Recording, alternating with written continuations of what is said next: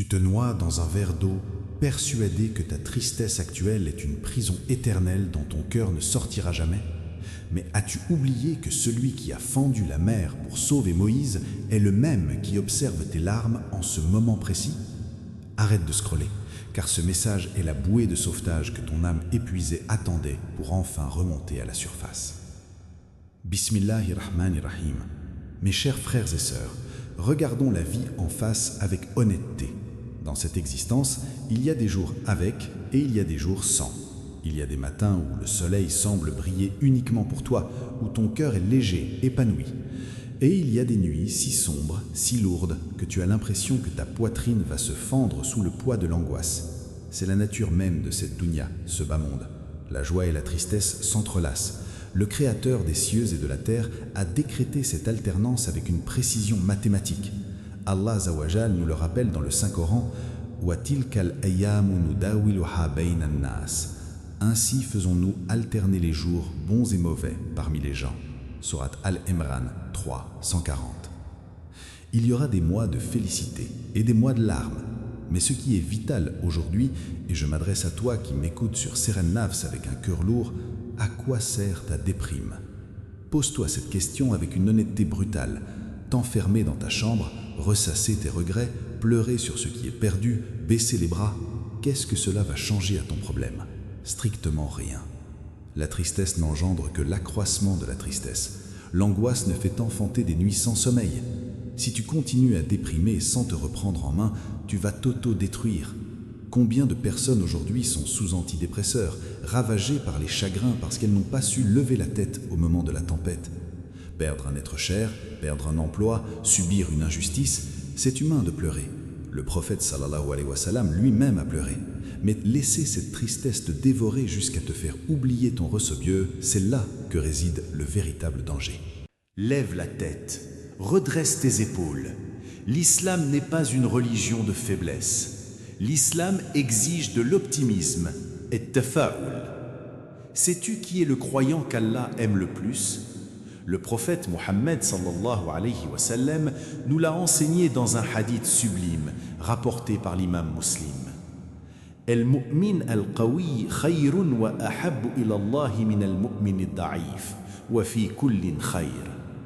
Le croyant fort est meilleur et plus aimé d'Allah que le croyant faible, bien qu'il y ait du bien en chacun d'eux. De quelle force parle-t-on ici? Ce n'est pas la force des muscles, c'est la force psychologique, la force mentale. C'est ce croyant qui, lorsque la tempête détruit sa maison, se tient debout au milieu des ruines et dit « Alhamdulillah, mon Seigneur me construira un palais au paradis ». L'illustre savant Ibn al-Qayyim a dit une parole perçante. La tristesse affaiblit le cœur, éteint la détermination et détruit la volonté. Et il n'y a rien de plus aimé par le shaitan que de voir un croyant triste. Regarde le prophète Mohammed sallallahu alayhi wa sallam. Il a été orphelin de père et de mère.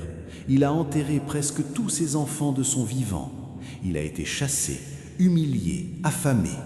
Et pourtant, les compagnons disaient « Nous n'avons jamais vu quelqu'un sourire autant que le messager d'Allah ». Il a lié la pire des épreuves avec le plus grand des optimismes. Pourquoi? Parce qu'il savait que le scénariste de sa vie était le plus miséricordieux. Partie 3. L'équation divine du bonheur. Écoute cette formule magique. Le prophète Mohammed sallallahu alayhi wa sallam nous donne le secret absolu pour ne jamais plus sombrer dans la dépression. Il dit « Ajaban li amri al-mu'min, inna amrahu kulluhu khayr, wa laysa dhaka illa lil-mu'min, in asabathu sarra shakara, fakana khayran lah. وإن أصابته ضراء صبر فكان خيرا له. Étonnante est la situation du croyant. Tout ce qui lui arrive est un bien pour lui, et cela n'appartient qu'au croyant. S'il lui arrive un bonheur, il se montre reconnaissant, et c'est un bien pour lui. S'il lui arrive un malheur, il patiente, et c'est un bien pour lui. Tu as compris? Tu ne peux pas perdre. Si tu es dans la gratitude, tu gagnes. Si tu es dans la patience, tu gagnes. C'est une équation où le désespoir n'a mathématiquement aucune place. Mais attention, La patience, la sabr, ne signifie pas s'asseoir dans un coin et pleurer sur son sort en attendant que la mort vienne. La véritable patience, c'est l'action. Regarde le prophète Mohammed sallallahu alayhi wa sallam lors de l'hégire, la fuite vers Médine. Il était traqué par des assassins armés. Il s'est réfugié dans la grotte de Sawr avec Abu Bakr. Abu Bakr, voyant les pieds des ennemis juste au-dessus de lui, tremblait et dit au prophète « Ô messager d'Allah, si l'un d'eux regarde sous ses pieds, il nous verra. » Le prophète, avec un optimisme et une certitude à faire trembler les montagnes, lui répondit « La tahzan, inna Allah ma'ana. » Ne sois pas triste, certes Allah est avec nous. Surat At-Tawbah 9:40. Il a agi, il s'est caché, mais son cœur était attaché au Maître des cieux. C'est cela l'optimisme du croyant. Partie 4. L'illusion de ta perception. Tu sais pourquoi tu déprimes? Parce que tu penses savoir ce qui est bon pour toi. Tu pleures pour ce travail que tu n'as pas eu. Tu pleures pour cette personne qui t'a quitté. Tu pleures pour cet argent que tu as perdu. Mais qui es-tu pour juger de la finalité d'une chose? Imprime ce verset dans ton cœur et ta vie changera cette nuit même. Or, il se peut que vous ayez de l'aversion à une chose alors qu'elle vous est un bien. Et il se peut que vous aimiez une chose alors qu'elle vous est un mal. C'est Allah qui sait et vous ne savez pas. Peut-être que l'épreuve qui te fait pleurer aujourd'hui est le bouclier qui t'a sauvé d'un désastre absolu que tu ne verras jamais. Allah sait et tu ne sais pas. Partie 5. L'histoire inédite du roi et du ministre, tout est un bien. Pour que tu comprennes physiquement ce verset, laisse-moi te raconter une histoire pleine de sagesse, célèbre dans notre patrimoine spirituel. Il y avait un roi, et ce roi avait un ministre pieux, sage et d'un optimisme inébranlable. Ce ministre avait une habitude étonnante. Quoi qu'il arrive, bon ou mauvais, il disait toujours « Khair inshallah », c'est un bien si Dieu le veut. Un jour, le roi s'entraînait avec son épée. Par un terrible accident, la lame glissa et trancha net l'un des doigts du roi. Le sang coulait, le roi hurlait de douleur. Le ministre accourut, regarda le doigt tranché et dit avec un calme déconcertant « Khair, inshallah, c'est un bien ». Le roi, fou de rage et de douleur, hurla « Comment oses-tu dire que c'est un bien alors que je viens de perdre mon doigt ? Garde, jetez ce misérable dans le cachot le plus sombre de la prison ». Alors que les gardes traînaient le ministre vers les cachots, le ministre sourit et dit à nouveau « La prison, Khair, inshallah, c'est un bien ». Des mois passèrent, le roi, remis de sa blessure, partit chasser seul dans une forêt lointaine. Il s'égara et fut capturé par une tribu de cannibales idolâtres. Ces hommes l'attachèrent à un poteau pour l'offrir en sacrifice humain à leur fausse divinité. Alors que le chef de la tribu s'approchait avec un couteau pour égorger le roi, il inspecta le corps de sa victime. Soudain, il vit la main du roi et s'arrêta net. Il cria à ses hommes « Détachez-le, relâchez-le ! Cet homme a un doigt en moins. Il est défectueux. Il n'est pas pur pour notre sacrifice. » Le roi courut de toutes ses forces pour sauver sa vie.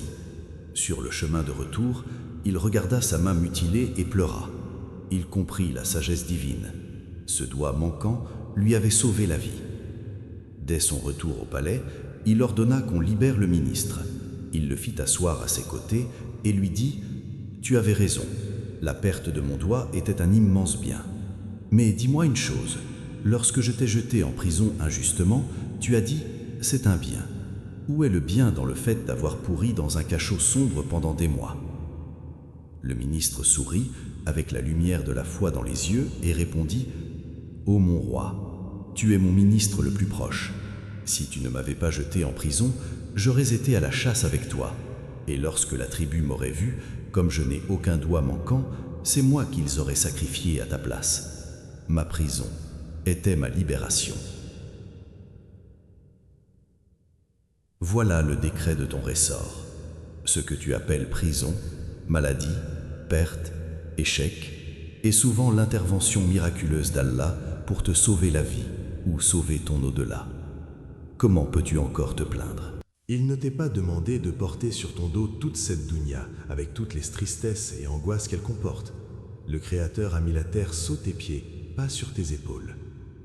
Soulage ton cœur ce soir en récitant et en croyant fermement à cette proclamation de la sourate Al-Tawbah. قُلْ لَنْ يُصِيبَنَا إِلَّا مَا كَتَبَ اللَّهُ لَنَا هُوَ مَوْلَانَا وَعَلَى اللَّهِ فَلْيَتَوَكَّلِ الْمُؤْمِنُونَ. Dis, rien ne nous atteindra en dehors de ce qu'Allah a prescrit pour nous. Il est notre protecteur. C'est en Allah que les croyants doivent placer leur confiance. Rien ne peut t'atteindre. Rien. Va de l'avant. Si tu as un genou à terre, souviens-toi que tu n'es pas vaincu. C'est depuis cette position, le front au sol, que tes prières s'élèvent le plus vite vers les cieux. Sois optimiste, place ta confiance en Allah et il te suffira amplement. Si ton cœur lourd depuis des semaines a trouvé un souffle d'air pur dans ces paroles, sache que tu n'as pas cliqué sur cette vidéo par hasard. C'est l'invitation d'Allah à la sérénité. Pour ne plus jamais te laisser sombrer dans les ténèbres du pessimisme, rejoins la caravane de Seren Nafs en t'abonnant dès à présent et en activant la cloche. Prends une fraction de seconde pour cliquer sur « J'aime ». Ce n'est pas pour nous, c'est pour l'algorithme, afin que ce message atteigne une autre âme en détresse qui pleure en silence ce soir. Tu seras récompensé pour sa guérison. Et partage cette vidéo avec ce proche dont tu connais les difficultés secrètes. Avant de nous quitter dans la paix du Créateur, tissons un lien fraternel à travers les frontières. Dis-moi dans les commentaires depuis quel pays, quelle ville ou quel continent regardes-tu Seren Nafs aujourd'hui. Faisons l'appel des cœurs résilients. Et pour sceller cet instant béni, je t'invite à illuminer la section des commentaires en y écrivant la salawat, prière sur le prophète Mohammed, ou cette petite invocation, doha, qui te redonne de la force quand tout s'effondre. Faisons de cet espace une fontaine de bonnes actions, sadaqa jariya. Que ton Seigneur transforme tes larmes en perles de joie. Assalamu alaikum wa rahmatullahi wa barakatuh.